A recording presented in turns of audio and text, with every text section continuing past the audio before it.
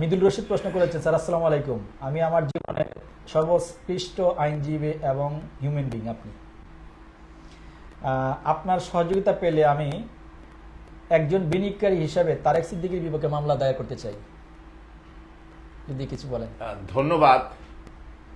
আমার সম্পর্কে আপনি যে মতামত পোষণ করেছেন, সর্বপ্রথম আমি আল্লাহর দরবারে শুকরিয়া আদায় করি এবং আপনার কাছে কৃতজ্ঞতা জ্ঞাপন করছি। আপনি বা ডেস্টিনির সাথে যারা যুক্ত রয়েছেন, যারা আজকের অনুষ্ঠান দেখছেন অথবা পরবর্তীতে শুনবেন, আমি সকলের কাছেই আমি দোয়া প্রার্থী। আমার এই দোয়া কিন্তু কোনো রাজনৈতিক উদ্দেশ্যে নয়, কোনো পদ পদায়নের জন্য নয়, কোনো প্রাপ্তির জন্য নয়।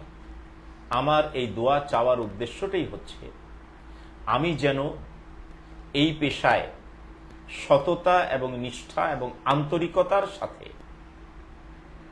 সম্মান বজায় রেখে সততার সাথে বাকি জীবন যেন আপনাদের দোয়া, ভালোবাসা, শ্রদ্ধা নিয়ে এবং সর্বমহলের আমি যেন দোয়া নিয়ে যেন বাকি জীবন চলতে পারি, কাটাতে পারি। আপনি একটি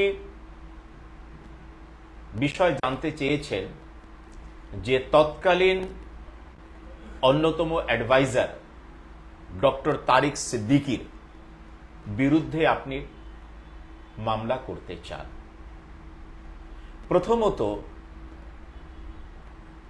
কোনো ব্যক্তি কোনো ফৌজদারি অপরাধের বিষয়ে যে কোনো ব্যক্তির বিরুদ্ধে যদি কোথাও আইনের সীমাবদ্ধতা না থাকে, তিনি সেই ক্ষেত্রে মামলা দায়ের করতে পারেন।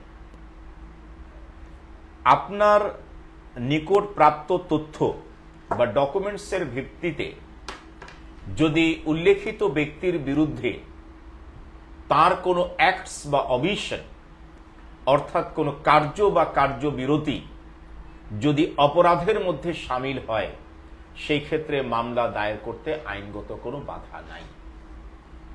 আমি এই ক্ষেত্রে স্মরণ করছি যে ডেস্টিনির অন্যতম কর্ণধার জনাব মোহাম্মদ রফিকুল আমিন এই বিজ্ঞ বিচারিক আদালতে যখন ফৌজদারি কার্যবিধি ৩৪২ ধারায় যেই জবানবন্দি প্রদান করেছেন এবং যেই ডকুমেন্টসগুলো দাখিল করেছেন, আমরা সেগুলোকে যদি পর্যালোচনা করি, সেই জবানবন্দিতেও তিনি উল্লেখিত ব্যক্তির, আপনি যার কথা উল্লেখ করেছেন, তার দ্বারা তিনি কিভাবে নিগৃহীত হয়েছেন, অপমানিত হয়েছেন এবং তার অসৎ উদ্দেশ্য সম্পর্কে তিনি ব্যক্ত করেছেন এবং সুস্পষ্টভাবে বলেছেন যে